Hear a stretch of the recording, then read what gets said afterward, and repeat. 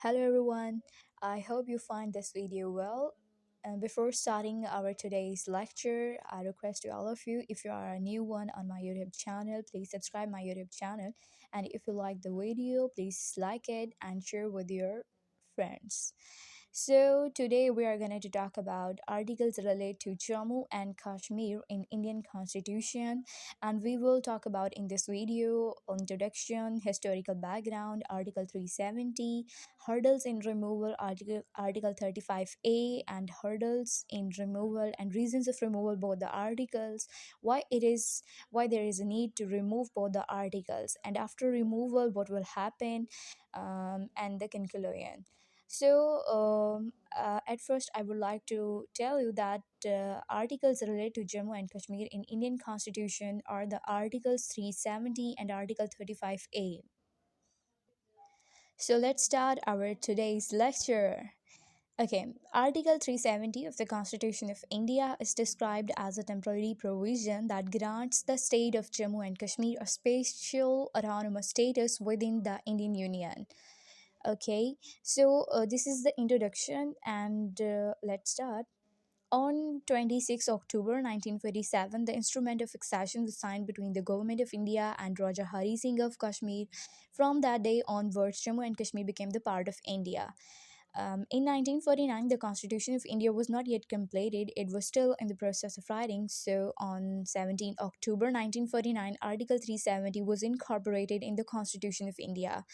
After that comes 26 January 1950, Indian Republic Day. From this day, Constitution of India was started applicable. The two important articles of 1950 Constitution of the topic related to Jammu and Kashmir. Yeah, exactly we are talking about. So first is Article First, which declares Jammu and Kashmir are as a state of India, and second is Article 370, which states about the temporary status of Jammu and Kashmir. So if we talk about in Urdu, तो Urdu and Hindi तो इस तरह से होगा कि जो article 370 है constitution of India का, ये जम्मू एंड कश्मीर के एक टेम्परेरी स्टेटस की बात करता है, और जो आर्टिकल 35A है ये जम्मू एंड कश्मीर के बारे में ये बताता है कि कौन जम्मू एंड कश्मीर में परमानेंट रेजिडेंट होगा, और वो उन सब मामलात को डिस्कस करता है। तो हम इस वीडियो में बात करेंगे कि आखिर क्या ज़रूरत पड़ी कि इन आर्टिकल्स को रिमूव किया जाए, और फिर क्या मुश्किलात का सामना हुआ इनको रिमूव करने के लिए। तो हम देखते हैं। तो ये एक इंट्रोडक्शन था, उम्मीद है कि आपको समझ आई होगी थोड़ी सी कि 26 अक्टूबर 1947 को जो है इल्हाक हुआ, एक इंस्ट्रूमेंट ऑफ एक्सेशन साइन हुआ राजा हरी सिंह के दरमियान और इंडियन गवर्नमेंट के दरमियान, और उसके बाद कहा जाने लगा कि जी जम्मू एंड कश्मीर इंडिया का पार्ट है। 1949 में यानी पार्टीशन के बाद जो है कॉन्स्टिट्यूशन ऑफ इंडिया अभी मुकम्मल तौर पे नहीं बना था, तो 17 अक्टूबर 1949 को आर्टिकल 370 उसके अंदर शामिल किया गया। ओके, और यहाँ पे मैं आपको एक बात बताती जाऊँ कि आर्टिकल 370 तो इसके अंदर प्रॉपर जो है ऐड किया गया है, लेकिन जो आर्टिकल 35A है ये एक प्रेसिडेंशियल ऑर्डर के तहत इंडियन कॉन्स्टिट्यूशन में ऐड हुआ है। 14th May 1954, a specific order was passed by Dr. Rajendra Prasad, which name was the Constitution Application to Jammu and Kashmir. Order 1954. From this presidential order in 1954, Article 35A was included in Indian Constitution. या अभी हमने ये बात की, मैंने आपको बताया कि आर्टिकल 35A जो है वो एक प्रेसिडेंशियल ऑर्डर के तहत इंडियन कॉन्स्टिट्यूशन में ऐड हुआ था, और ये प्रेसिडेंशियल ऑर्डर जो है जिसको जाना जाता है constitution application to Jammu and Kashmir के नाम से, और ये प्रेसिडेंशियल ऑर्डर 1954 के अंदर लगा है। और जो मैं आपको बताना चाहती थी कि देखें कि पार्टीशन के बाद, यानी पार्टीशन हुई 1947 में, तो उसके बाद तकरीबन 1950 के अंदर इंडिया का कॉन्स्टिट्यूशन बना है, ठीक है। और 26 जनवरी से जिसको एज अ रिपब्लिक डे भी मनाया जाता है, तो तब से वो पूरे इंडिया के अंदर कॉन्स्टिट्यूशन की एप्लीकेशन स्टार्ट हुई थी। ओके, अभी हम बात कर रहे हैं कि आर्टिकल 35A जो है ये वो आर्टिकल है जो कि मना करता है इंडियन सिटीजन्स को, और बताता है कि वहाँ जम्मू एंड कश्मीर के अंदर परमानेंट रेजिडेंट कौन होगा। ये वीडियो के मतलब जैसे ही हम आगे बढ़ेंगे, मैं इसको डिटेल के साथ आपके साथ डिटेल में आपके साथ डिस्कस करूँगी, एक्सप्लेन करूँगी आप लोगों को, तो आपको ये क्लियर हो जाएगा। कि आखिर इनको रिमूवल की ज़रूरत क्यों पेश आई और इनको क्यों रिमूव किया गया। ठीक है, ये था इसका इंट्रोडक्शन। अगर आप इसको यहाँ तक कर लेना तो ये सफिशेंट है। मोस्टली ऐसा क्वेश्चन 10 मार्क्स का अगर आए, 10 मार्क्स का कोई भी क्वेश्चन हो तो 4 साइड्स जो हैं वो सफिशेंट रहती हैं। लेकिन अगर 20 मार्क्स का आए, जैसे सीएसएस या पीएमएस या मोस्टली जो लॉ के स्टूडेंट्स होते हैं उनको भी ऐसे टॉपिक्स ज़रूरत पड़ती है, तैयार करने पड़ते हैं। तो अगर 20 मार्क्स का क्वेश्चन है तो आप 8 साइड्स प्रिपेयर कर लें, ये सफिशेंट है। तो यहाँ तक इसका इंट्रोडक्शन काफ़ी है। वेल यहाँ पे थोड़ा-सा बताया गया, ये इंपॉर्टेंट लाइन्स है, ये आप देख सकते हैं कि 35A does not form part of the Indian constitution, but is part of Indian constitution as is apply to Jammu and Kashmir. 17 November 1956, Constitution of Jammu and Kashmir was started to be applicable and also declares that Jammu and Kashmir is the integral part of India। ठीक है, और फिर हम देखते हैं कि जी ये यहाँ पे अब यहाँ से हम स्टार्ट करने जा रहे हैं हिस्टोरिकल बैकग्राउंड। ठीक है, ये यहाँ तक हमने जितने भी पैराग्राफ्स डिस्कस किए वो इंट्रोडक्टरी थे। Now we are starting historical background. इसको आप चाहे प्रिपेयर करें या ना करें, लेकिन आपको इसके आपके पास इसका नॉलेज होना ज़रूरी है। 1947 से लेकर 1990 तक बहुत से चेंजेस आए जम्मू एंड कश्मीर में भी। 1990 के अंदर जो है armed forces special powers act was imposed in Jammu and Kashmir. In 2015 Bharatiya Janata Party BJP along with People's Democratic Party PDP formulated a government together in Jammu and Kashmir. After that, 2016 Mehbooba Mufti was made Chief Minister of Jammu and Kashmir. 2018 BJP breaks their alliance with PDP. So according to the Constitution of Jammu and Kashmir, Article 92 says that if state's constitutional machinery is not running properly, then governor rule takes over from there. उसके बाद दिसंबर 2018 के अंदर जो president rule है impose किया गया Jammu and Kashmir में। After that in May 2019 BJP wins in parliamentary elections, so their election manifesto talked about removation and scrapping of article 35A and 370 from Jammu and Kashmir. So article 370 ये था हिस्टोरिकल बैकग्राउंड के BJP और PDP का alliance था, वहाँ पे government बनाई Jammu and Kashmir में। उसके बाद इनका अलायंस टूट गया, तो वहाँ पे जम्मू एंड कश्मीर का कॉन्स्टिट्यूशन ये कहता है कि अगर वहाँ पे कोई कॉन्स्टिट्यूशनल मशीनरी काम नहीं कर रही तो वहाँ पे जो ये गवर्नर रूल है वो होगा। तो इन्होंने 2018 में प्रेसिडेंट रूल इम्पोज कर दिया और उसके बाद 2019 के अंदर जो है बीजेपी ने पार्लियामेंट्री इलेक्शंस को विन कर लिया। उनका इलेक्शन मैनिफेस्टो ये था कि आर्टिकल 35A और 370 को जम्मू एंड कश्मीर से रिमूव किया जाए। आपके जहन में क्वेश्चन आ रहा होगा, यार आखिर उन्होंने ऐसा क्यों कहा, आखिर क्या ज़रूरत थी, वो क्यों इसको रिमूव करना चाहते थे। इसको भी हम आगे डिस्कस करेंगे, अभी थोड़ा सा सस्पेंस रहने देते हैं। ओके, अब हम देखते हैं कि जो ये आर्टिकल 370 है ये क्या कहता है। ये जो ये वाली लाइंस हैं ये वही वाली स्टार्टिंग वाली बात है, लिखें ये यहाँ तक इसका एक पैराग्राफ है। अगर आप लिखें ना लिखें इतना ज़्यादा ज़रूरी नहीं है, लेकिन आपको पता होना चाहिए कि in 1947 Indian government have signed instrument of accession and said that we will make a special provision for Jammu and Kashmir for fulfilling that statement. Article 370 was included. Okay then यहाँ से एक्चुअली है जो हमारा आर्टिकल 370 है ये स्टार्ट हो रहा है और वो कहते हैं कि जो आर्टिकल 370 है उसके मुताबिक जितने भी लाज हैं इंडिया के अंदर वो जम्मू एंड कश्मीर में एप्लीकेबल नहीं होंगे। It provides a special status, means article 370 provides special status to Jammu and Kashmir. Special laws will be made for Jammu and Kashmir. Here ये आप देख सकते हैं यहाँ पे लिखा हुआ है कि so from the Indian constitution was made since then article 370 part of Indian constitution के जब से कॉन्स्टिट्यूशन ऑफ इंडिया बना है 1950 से, तब से ही आर्टिकल 370 इसका हिस्सा है। ठीक है, हमने डिस्कस किया था कि जो है 1949 के अंदर इसको कॉन्स्टिट्यूशन ऑफ इंडिया के अंदर शामिल किया गया आर्टिकल 370 को, जबकि जो आर्टिकल 35A है वो एक प्रेसिडेंशियल ऑर्डर के तहत ऐड किया गया है। ठीक है, नाउ हर्डल्स इन रिमूवल क्या है। Hurdles in removal article 370A। देखें कि अभी हमने बात की 2019 के अंदर बीजेपी ने पार्लियामेंट्री इलेक्शंस विन किए और उनका इलेक्शन मैनिफेस्टो था कि 35A और आर्टिकल 370 को रिमूव किया जाए, तो तभी इसको रिमूव करने के ऊपर काम किया जाने लगा। तो जब रिमूव करने की बारी आई तो काफ़ी ज़्यादा मुश्किलात का सामना हुआ और वही हर्डल्स इन रिमूवल हम डिस्कस करते हैं। इस तरह से है कि जो कॉन्स्टिट्यूएंट असम्बली है जम्मू एंड कश्मीर की वो constituted in 1956, which drafted a separate constitution for Jammu and Kashmir. But the text of Article 370 says that the special status of Jammu and Kashmir is only a temporary provision. Article 370 कहता है कि ये एक जो है temporary एक आर्जी जो है प्रोविज़न है और इसके अंदर ही इसके रिमूवल का तरीका भी लिखा गया है। यानी आर्टिकल 370 खुद ही कहता है कि वो एक आर्जी प्रोविज़न है, एक टेम्परेरी प्रोविज़न है और उसने अपने रिमूवल का तरीका भी उसके अंदर ही स्टेट किया गया है। ये देखिए यहाँ पे स्टेट है, ठीक है? उसके बाद हम कहते हैं कि जो इसका रिमूवल प्रोसीजर है वो ये कहता है कि जब चूँकि वो कहते हैं कि ये एक whenever if a president wants जब अगर कोई प्रेसिडेंट चाहेगा वो इसको ख़त्म कर सकता है, लेकिन उसको ये पब्लिक ऑर्डर करने से पहले उसको जो है इजाज़त लेना होगी, उसको इजाज़त लेना होगी कॉन्स्टिट्यूएंट असेंबली से, वो भी जम्मू एंड कश्मीर की, क्योंकि ये जम्मू एंड कश्मीर को डिस्कस कर रहा है आर्टिकल 370।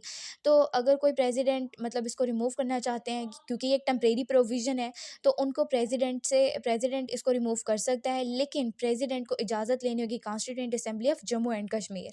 तो फिर मसला क्या आ रहा था, क्यों नहीं इसको गवर्नमेंट ने रिमूव किया? गवर्नमेंट तो चाहती थी इसको रिमूव करना, तो वो इसको क्यों नहीं रिमूव कर पा रहे थे? इसलिए नहीं कर पा रहे थे क्योंकि because the constituent assembly which was discussed for the permission, जिसका डिस्कस किया जा रहा है, जिसकी इजाज़त चाहिए, वो असेंबली जो कि हमने बताया अभी बात की कि constituent assembly of Jammu and Kashmir, अरे भाई वो तो डिसॉल्व हो चुकी थी 1957 में ही। तो उन्होंने कहा था कि प्रेसिडेंट रिमूव कर सकता है, लेकिन उसे इजाज़त लेनी होगी constituent assembly of Jammu and Kashmir से, और जम्मू एंड कश्मीर की जो कॉन्स्टिट्यूएंट असेंबली है वो तो 1957 में ही डिसॉल्व हो चुकी थी। सो ये एक बड़ी हर्डल थी, एक बड़ा ही इशू था जो इसके रिमूवेशन में आ रहा था। So because of this, so because of this deadlock, the whole problem was coming in removal of Article 370. Now we are going to talk about Article 35A. तो ये आर्टिकल 35A क्या है, ये मैंने थोड़ा डिटेल में यहाँ पे लिखा हुआ है। और ये बेसिकली लिखने का मकसद ये है कि आपको हैंड रिटन नोट्स भी प्रोवाइड किए जा सकें। इस तरह से मैंने मोस्टली ऐसे देखा है कि लेक्चर तो होता है बट प्रॉपर नोट्स नहीं होते, तो नोट्स जो हैं वो स्टूडेंट्स की एक बेसिक नीड होती है, तो इसलिए मैंने आपको हैंड रिटन नोट्स प्रोवाइड किए हैं। ओके, आर्टिकल 35A क्या है कि ओके जी, आर्टिकल 35A ये कहता है कि इंडिया जो है उसकी जितनी भी स्टेट्स हैं, जम्मू एंड कश्मीर उन तमाम स्टेट से एक सेपरेट स्टेट है, क्योंकि जम्मू एंड कश्मीर का मसला शुरू से ही चल रहा है। ये एक मतनाज़ स्टेट है, इसके ऊपर पाकिस्तान और इंडिया का लड़ाई झगड़ा चल रहा था। तो वो कहते हैं कि ये इंडिया की तमाम स्टेट से एक सेपरेट स्टेट है। और आर्टिकल जो 35A है वो जो है कहता है कि वहाँ के जो लोग हैं जम्मू एंड कश्मीर के, अब ये अकॉर्डिंग टू इंडियन पीपल्स के वो एक डिस्क्रिमिनेशन क्रिएट कर रहा है among the people living in Jammu and Kashmir. अब आप आगे चल के देखेंगे कि किस तरह से डिस्क्रिमिनेशन क्रिएट कर रहा है। बेसिकली ये डिस्क्रिमिनेशन ये क्रिएट कर रहा था आर्टिकल 35A, ये वहाँ के जो जम्मू एंड कश्मीर के जो लोग हैं उन्हें कुछ ख़ास राइट्स दे रहा था, ठीक है? तो हम इसको डिस्क्रिमिनेशन तो नहीं बोल सकते, हम इसको राइट्स बोल सकते हैं, ठीक है? तो चूँकि ये मतलब इंडिया इसको शामिल करना चाहता था अपने साथ, तो इसलिए फिर उन्होंने मतलब डिस्क्रिमिनेशन का वर्ड भी हम यूज़ कर सकते हैं। अगर कहा जाए अच्छे अल्फाज में, तो basically article 35A Jammu and Kashmir के लोगों को कुछ ख़ास राइट्स देता है, ठीक है? अब देखें कि पहला जो है आर्टिकल 35 ये कहता है कि जितने भी लाज हैं जो मतलब इंडियन स्टेट्स फॉलो कर रही हैं वो जम्मू एंड कश्मीर के अंदर एप्लीकेबल नहीं होंगे। इनके लिए प्रेसिडेंट ख़ास रूल्स बनाएगा, ठीक है? प्रेसिडेंट डिसाइड करेगा और प्रेसिडेंट के साथ जो स्टेट असेंबली है वो डिसाइड करेगी कि जम्मू एंड कश्मीर में कौन से लाज एप्लीकेबल हैं। दूसरा पॉइंट ये है कि जो आर्टिकल 35A है वो ये कहता है कि वो ये बताता है कि कौन जो है जम्मू एंड कश्मीर में परमानेंट रेजिडेंट है और कौन नहीं है। तो आर्टिकल 35A के मुताबिक वो लोग जो तकरीबन 10 साल या इससे ज़्यादा अरसे से जम्मू एंड कश्मीर में रह रहे हैं तो वो इसके परमानेंट रेजिडेंट हैं। और जो 10 साल से मतलब उन्होंने एक 10 साल एक लिमिट रखी हुई है कि भाई 10 साल से ज़्यादा या कम से कम 10 साल जो है वो वहाँ के परमानेंट रेजिडेंट है। बाकी वहाँ पे जो मतलब आर्जी लोग हैं, बाकी जो लोग मतलब आउटसाइडर्स वहाँ पे कंसीडर किए जाएंगे, ठीक है? तो परमानेंट रेजिडेंट्स को उन्होंने ख़ास किस्म की मराद दी हुई हैं, कुछ राइट्स दिए हुए हैं, और परमानेंट रेजिडेंट्स जो हैं उनको वोट का हक दिया हुआ है, जबकि जो आउटसाइडर्स हैं वो जो हैं उनको इतनी ज़्यादा मराद और उनको राइट्स नहीं दिए गए। तो मैंने पहले ही बताया कि ये एक मतनाज़े रियासत रही है, ठीक है? पाकिस्तान और इंडिया के इनके ऊपर मामलात चलते रहे हैं, जैसे कि आप सब लोग वाकिफ़ होंगे।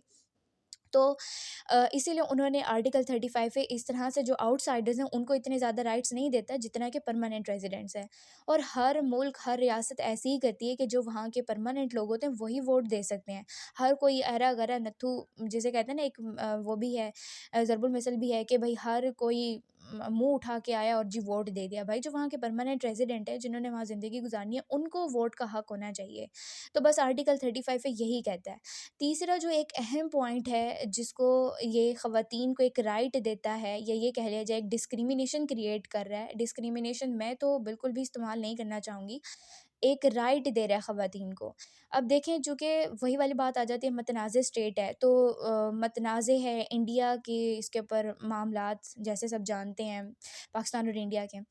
तो डिस्क्रिमिनेशन और ख़ास राइट्स इस तरह से दे रहा है ये आर्टिकल कि जो कश्मीरी ख़वातीन हैं अगर उनसे कोई आउटसाइडर शादी कर लेता है, तो ये देखिए यहाँ पे, तो अगर ये कोई कश्मीरी ख़ातून जो है, कश्मीरी ख़ातून जो अगर किसी आउटसाइडर से शादी कर लेती है जो उसकी प्रॉपर्टी है कश्मीर के अंदर, जम्मू कश्मीर के अंदर, वो अपने बच्चों को ट्रांसफ़र नहीं कर सकती, ठीक है? वो उसके पास ही रहेगी।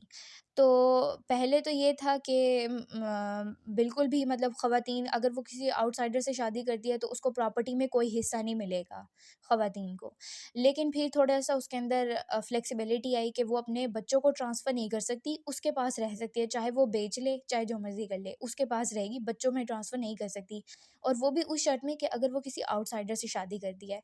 तो यहाँ डिस्क्रिमिनेशन जो है मैं बिल्कुल भी पसंद नहीं करती ऑनेस्टली। डिस्क्रिमिनेशन या डिस्क्रिमिनेटिंग ये बेसिकली ख़वातीन को कुछ राइट्स देता है, ठीक है? इंडिया और पाकिस्तान की इसके ऊपर लड़ाई रही। जम्मू एंड कश्मीर एक अलहदा रियासत है, ना वो पाकिस्तान का हिस्सा है और ना ही वो इंडिया का हिस्सा है, वो एक अलहदा रियासत है। लेकिन चूँकि मामलात कुछ इस तरह से थे और हम देख सकते हैं कि इंडिया का उसके ऊपर कब्ज़ा हो गया, या ये कह लिया जाए जी उन्होंने इल्हा कर लिया, ये तो अल्लाह पाक ही बेहतर जानते हैं। ये वैसे भी इंटरनेशनल लेवल की पॉलिटिक्स होती है और हमें इनसे दूर रहना चाहिए।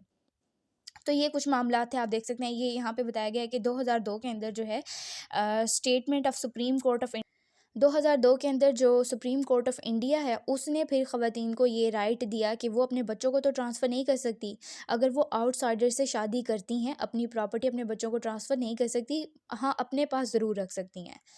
अच्छा जी, अब ये थी कुछ मामलात आपने देखे कि आर्टिकल 35 ए और 370 जो है जम्मू एंड कश्मीर को एक स्पेशल ऑटोनोमस स्टेटस दे रहा है, बट वो एक आर्जी एक टेम्परेरी प्रोविज़न है, उसके अंदर ही उसके रिमूवल का तरीका लिखा हुआ है। और आर्टिकल 35 ए जम्मू कश्मीर के लोगों को ख़ास हकूक़ दे रहा है, उनको कुछ इज़्ज़त दे रहा है, उनको कुछ राइट्स दे रहा है, जो कि हर रियासत में रहने वाले लोगों के पास होने चाहिए। तो ये कह लिया जाए। अब चूँकि इंडिया का वो हिस्सा, इंडिया ने उसके ऊपर कब्ज़ा कर लिया है, इंडिया का हिस्सा बन गया है, तो इस तरह से फिर इंडिया की जो गवर्नमेंट है उसने इसको रिमूव करने का इरादा किया। वो इसको रिमूव करना चाहते थे क्योंकि उनके ख़्याल में ये एक डिस्क्रिमिनेशन क्रिएट कर रहा था। अच्छा, आगे देखते हैं कि जी रिमूवेशन को बाद में देखते हैं, पहले देख लेते हैं reasons of removal of both the articles, कि आखिर भाई ऐसी क्या वजह आई कि उनको रिमूव करना पड़ा। पहली बात तो ये कि वहाँ की जो बीजेपी है यानी भारतीय जनता पार्टी, वो चूँकि उन पार्लियामेंट्री इलेक्शंस में उन्होंने विन किया, वहाँ पे उनकी हुकूमत कायम हुई, तो उन्होंने कहा सबसे पहले इन दो जो आर्टिकल्स हैं जो जम्मू कश्मीर को कुछ अहमियत दे रहे हैं, उनको कुछ राइट्स दे रहे हैं, उनको एक स्पेशल ऑटोनोमस स्टेटस दे रहे हैं और मतलब उनको कुछ वहाँ के लोगों को राइट्स दे रहे हैं, तो सबसे पहले इसको ख़त्म करना चाहिए क्योंकि उनकी नज़र में, उनकी राय में ये इंडिया के साथ जो इंडिया की बाकी रियासतें हैं डिस्क्रिमिनेशन क्रिएट कर रहे थे और हमारी नज़र में, मेरी नज़र में वो कुछ राइट्स दे रहे थे। ठीक है? तो एक रीज़न तो ये हो गया कि डिस्क्रिमिनेशन क्रिएट हो रही है। ठीक, दूसरा ये कि ये यहाँ पे थोड़ा ज़रा अल्फ़ाज़ में लिखा हुआ है कि the this provision imposed many much more limitations about land, property, government jobs, higher education etcetera, permanent residents and India wants to make Jammu and Kashmir its state but both of the articles stood in his way. तो both of the articles have been source of public outreach and there has been a cry for their repeal. तो ये अवामी गमो गुस्से का बाइस था, क्योंकि India के लोग वहाँ पे जाके मतलब अगर किसी कश्मीरी खातून से शादी कर लेते हैं तो उनको फिर प्रॉपर्टी में राइट नहीं होगा, या वहाँ पे जॉब्स का भी इशू है। तो इस तरह से ये अवामी गमो गुस्से का बाइस बन रहा था, तो इसको रिमूव करने की ज़रूरत आई।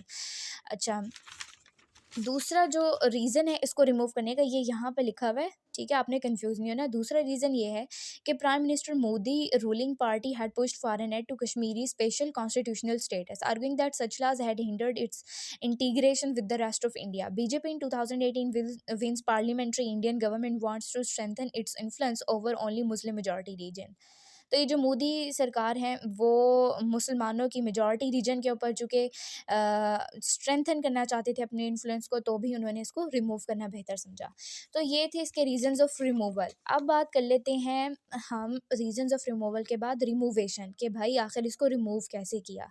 एक तो हमने डिस्कस की ना कि हर्डल्स इन रिमूवल, कि क्या मुश्किलात का सामना आ रहा था इसको रिमूव करने में। अब बात हो रही है रिमूवेशन की, कि इसको रिमूव कैसे किया गया। 2019 में वो कहते हैं तकरीबन एक दूसरा प्रेसिडेंशियल ऑर्डर लगा जिसने रिप्लेस कर दिया जो 1954 का ऑर्डर था, उसकी जगह उसको रिप्लेस किया गया 2019 के प्रेसिडेंशियल ऑर्डर से, ठीक है।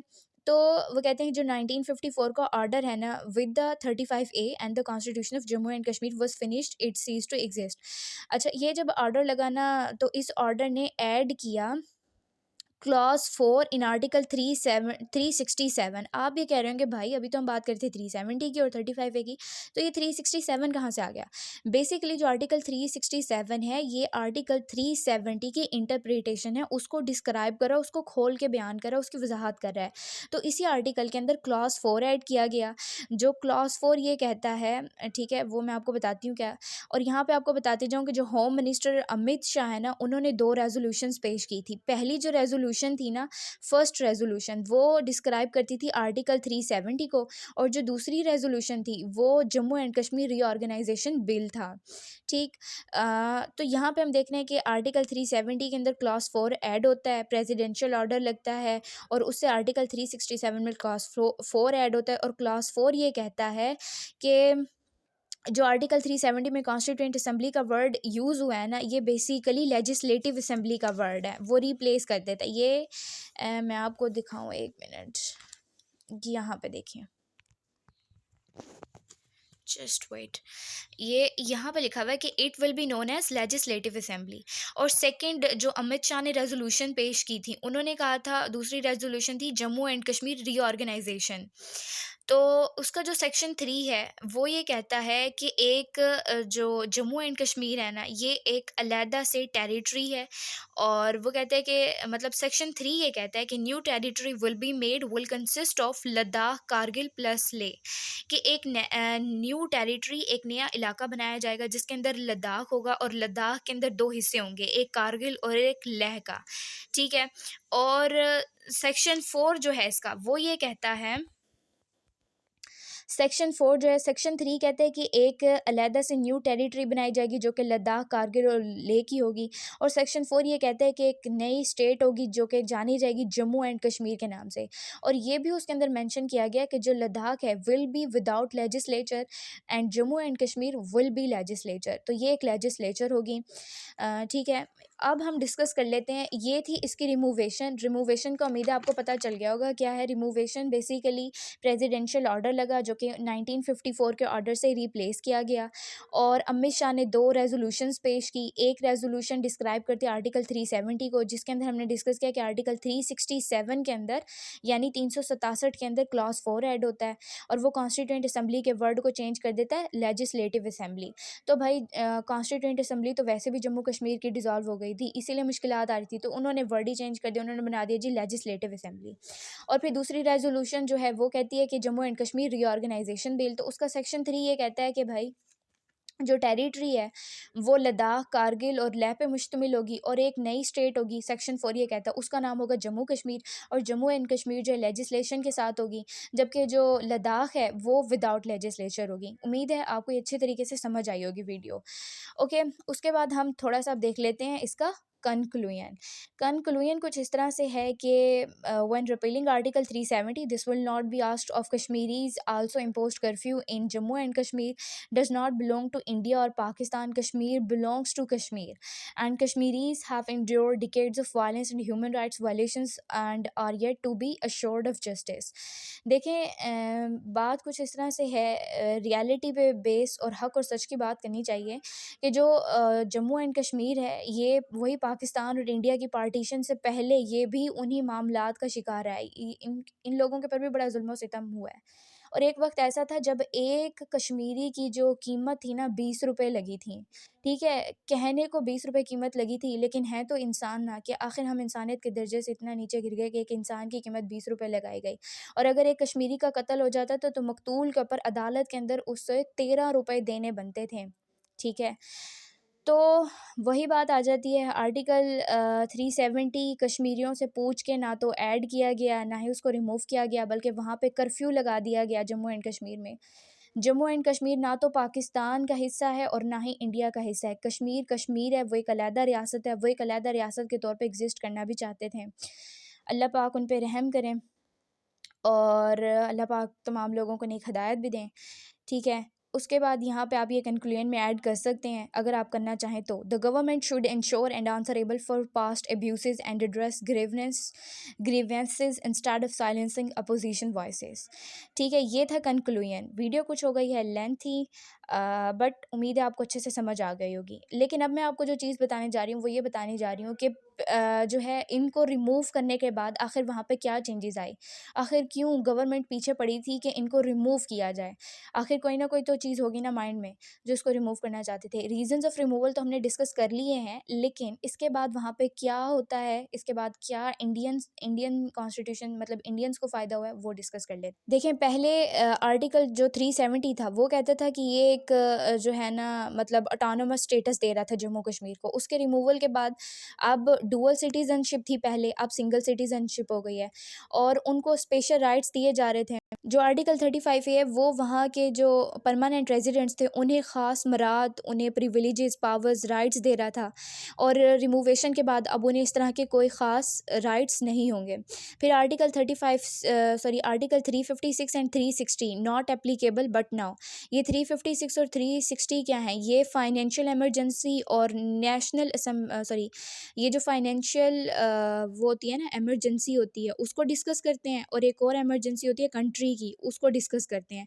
तो ये पहले इंडिया जम्मू कश्मीर में एप्लीकेबल नहीं थे, बट अब ये हो गए हैं उनके दोनों आर्टिकल्स के रिमूव होने के बाद। पहले जम्मू कश्मीर का सेपरेट फ्लैग था, बट अब उनका अपना सेपरेट फ्लैग नहीं है, क्योंकि ये अब उनको सब चीज़ें ख़त्म हो गई हैं और इंडिया ने उस पर कब्ज़ा कर लिया। तो ये अब सेपरेट फ्लैग उनका नहीं होगा, अब बस इंडिया का फ्लैग होगा। And no reservation for minorities but now. पहले मिनॉरिटीज़ को इतनी ज़्यादा रिजर्वेशंस नहीं थी, बट अब होंगी। And there are reservations for minorities, या but now there are reservations for minorities. Separate constitution उनका था पहले इन आर्टिकल्स की मदद से, अब उनका नहीं होगा। जो इंडिया का कॉन्स्टिट्यूशन है वही भाई उन्हीं उनका कॉन्स्टिट्यूशन है। और पहले ये था कि अगर कोई खातून जम्मू कश्मीर की नॉन स्टेट यानी आउटसाइडर से शादी करती है तो उसको प्रॉपर्टी में, तो अब उसके बाद ये है कि she would lose property rights but not now. उसके बाद people from across the country could not buy land or settle in Jammu and Kashmir. पहले जो ये आर्टिकल्स हैं चूँकि ये परमानेंट स्टेटस नहीं दे रहे थे, परमानेंट रेजिडेंट्स को कोई ख़ास मतलब मराहत और राइट्स नहीं दे रहे थे, लोग वहाँ पे ज़मीन नहीं ख़रीद सकते थे जम्मू कश्मीर में। मैंने पहले बताया वो एक मतनाज़ स्टेट रही है। तो अब वहाँ पे ये अपनी ज़मीन भी ख़रीद सकते हैं। अब इंडिया के लोगों को खुली आज़ादी है, वो वहाँ पे जा सकते हैं और ज़मीन भी ख़रीद सकते हैं, कश्मीरी ख़वातीन से शादी भी कर सकते हैं, जो भी करना चाहें कर सकते हैं। तो ये वो सब मामलात हैं। Hope I hope you will find well our video. Thank you for watching. And if you are new on my YouTube channel, please subscribe my channel, like my video and share with your friends. Thank you.